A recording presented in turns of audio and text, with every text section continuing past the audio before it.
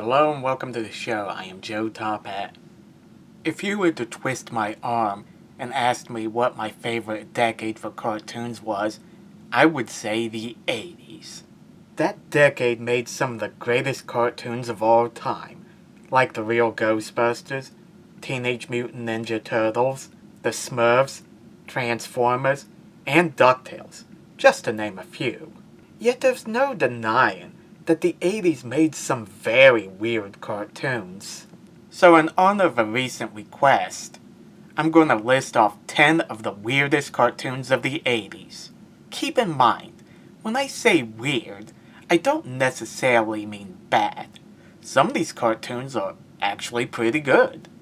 It's just that they're weird. So without further ado, let's begin. Number 10. Banana Man.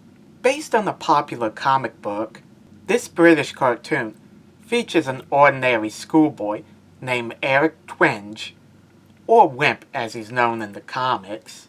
Whenever Eric eats a banana, he becomes Banana Man, a superhero who fights the evil General Blight. But he's not very smart. As strange as this concept is, Banana Man is low on this list because he's meant to be a parody of superheroes. He's basically Captain Marvel, or Shazam, only he needs a banana to become a superhero. While Banana Man never caught on in America, he's pretty popular in England. There's been rumors that there's going to be a Banana Man movie, though I doubt that will happen anytime soon. Number 9. Dinosaurs. There are two warring groups from the planet Reptilian coming to Earth to continue their battle. The first group is called the Dinosaurs, the good dinosaurs who team up with a group of teens called the Secret Scouts. The second group is called the Tyrannos. They're the bad guys. Basically, this show is about dinosaurs from space fighting each other. There was going to be a toy line made of the Dinosaurs, but that never happened due to the fact that the show was cancelled after one season. Despite its short run, Dinosaurs made 65 episodes. Dinosaurs' creator, Michael E. Uslan, admitted that the concept of the cartoon was a harebrained idea. Maybe it was, but you have to admit, the idea of dinosaurs from space is pretty cool. Number 8. Captain N, the Game Master. The 80s was a time when cartoons were made to serve as commercials for toys.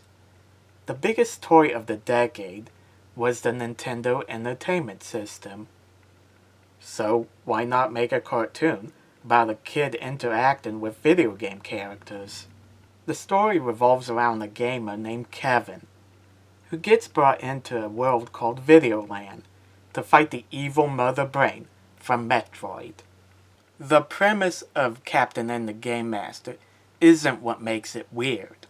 What makes it weird is the decisions the writers made in regards of their characters.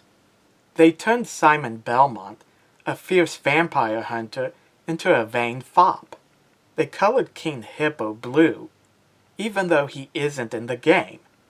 They even showed the game version in the intro. They called Pit Kid Icarus, and have him say Icarus after every word.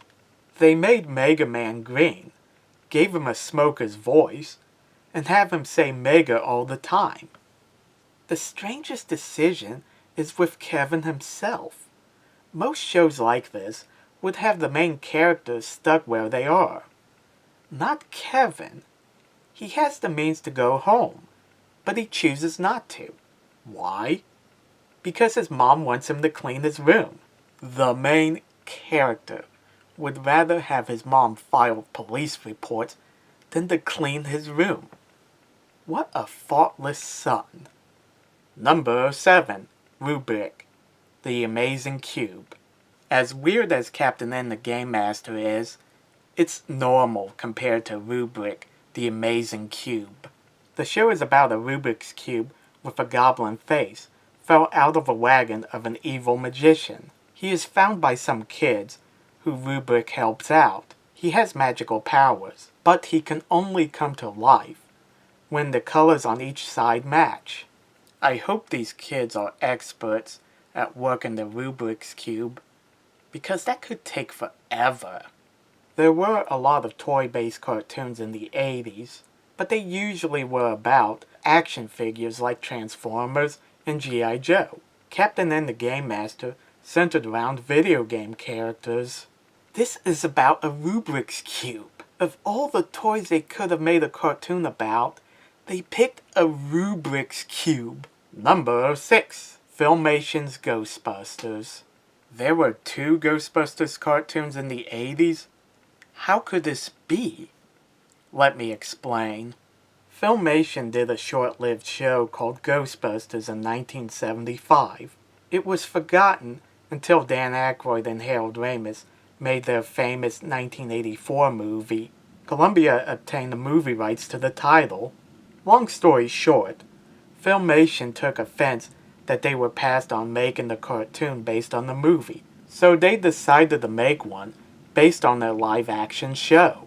The show revolves around the sons of Kong and Spencer from the live-action show. They took over their dad's business as Ghostbusters. They work with a gorilla named Tracy, who invents all their gadgets. There's a pink bat named Belfry, who helps them out. They also have a talking car. I don't know why, but they do. They zap ghosts to make them disappear. Whenever Kong Jr. and Spencer Jr. change into their uniforms, they go through this bizarre process. Unlike the real Ghostbusters, Filmation's Ghostbusters has a main villain, Prime Evil, who for some reason has difficulty saying Ghostbusters. Is he afraid of getting sued? No wonder why nobody cares about the original Ghostbusters. It lacks the clever writing, great animation, and interesting characters of the real Ghostbusters. Not to mention that the show is kind of boring.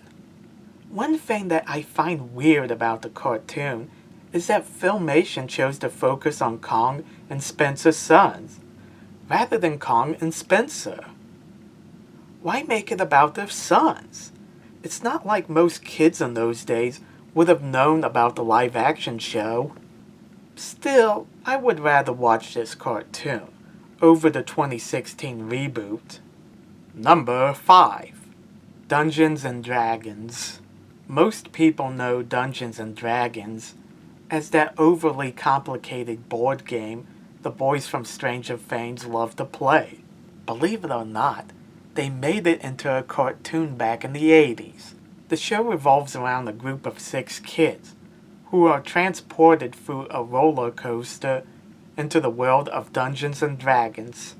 There, they meet the Dungeon Master, who makes them go on a quest to find their way home. On the way, they must complete a bunch of tasks and fight the evil Venger, who happens to be the Dungeon Master's son. So, these poor kids are dragged into this world because of the Dungeon Master's family problems. Perfect. To make things worse, the show was cancelled before the kids could go home, meaning they're trapped in the world of Dungeons and Dragons for all time. Number 4. Rambo. The Force of Freedom. First Blood is about a Vietnam vet named John Rambo, who is suffering from PTSD. After being harassed by a local sheriff and his deputies, Rambo snaps and goes on a rampage. The movie is a great look at how poorly Vietnam vets were treated after returning home.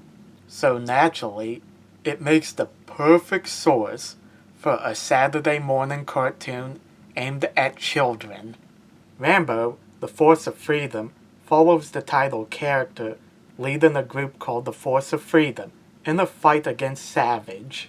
When not on missions, Rambo can be found taking care of animals and helping kids. To be fair, Rambo the Force of Freedom is a good action cartoon for kids. It kind of reminds me of another action 80s cartoon, G.I. Joe. The thing is, G.I. Joe wasn't based on an R-rated movie about a vet with PTSD. The biggest critic of the cartoon was Sylvester Stallone. He felt it didn't understand Rambo. The show only ran for one season, but made a total of 65 episodes. Number 3. Fantastic Max. Babies are the hardest characters to use in fiction. They're pretty helpless when you get right down to it.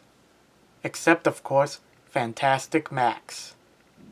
This British-American series shows the title character traveling through space in a baby bottle ship. His best friends are FX, a pull toy alien with magical powers, and a babysitter, a toy robot who is basically C-3PO. Whenever he runs into trouble, Max would say his catchphrase, "Dirty diapers." He would often use his diaper as a weapon, as shown in the intro, thus leaving him bottomless. Boy, that's disturbing. Max's sister Zoe and unseen parents are unaware of Max's adventures, or that he can talk. They apparently don't find it weird that their baby has a mohawk. Seriously, who gives their baby a mohawk? I used to watch Fantastic Max a lot on Cartoon Network back in the day, and it's still pretty good. It's just kind of weird to think that it's about a baby who goes in space. Number 2. Super Ted. This Welsh cartoon is a collection of random ideas thrown together. The intro explains the whole origin of Super Ted. He was once an ordinary teddy bear who was rejected at the factory. He was left in the storeroom until Spotty from the planet Spot came by to bring him to life. Spotty takes him to Mother Nature, who gives him the power to transform into Super Ted whenever he says the secret magic word. Why does Spotty decide to bring him to life? Why take him to Mother Nature? What is the secret word? And how does he keep that suit under his skin? None of these questions are ever answered. A typical episode would show Super Ted and Spotty doing some traveling, where they run into his arch enemy, Texas Pete, and his henchmen, Bulk and Skeleton. Even his villains seem random. Some interesting trivia about Super Ted is that he was created by Mike Young, who also worked on Fantastic Max. It started out as a series of children's books to help his son get over his fear of the dark. And Spotty was voiced by John Pertwee, who is best known as the Third Doctor. Number 1. Turbo Teen. Brett Matthews is an ordinary teen, until he crashes into a secret government lab. He and his car get zapped with a ray, causing the two to get fused together. Now, Brett Matthews has the ability to transform himself into a car, thus becoming Turbo Teen. Do I even need to explain why this is number 1? This is the most absurd idea for a Saturday morning cartoon that I ever came across. Who thought this was a good idea? A teen who can change into a car? That doesn't sound like fun. That sounds painful. Look, some of the best Saturday morning cartoons have weird concepts when you stop and think about it. Just look at Teenage Mutant Ninja Turtles. It's about mutant turtles who were trained by a rat to fight crime. Sounds ridiculous, right? The thing is, this concept was executed well. Turbo Teen's concept wasn't. I'm not even sure if there's a way to make it work. The concept of Turbo Teen sounds like a parody of a Saturday morning cartoon. In fact, shows like Robot Chicken parodied Turbo Teen a few times. It's no wonder this show only lasted 13 episodes. Turbo Teen was just too weird to work. Thanks for watching. Let me know in the comments section what you guys think, and don't forget to like and subscribe. See ya later.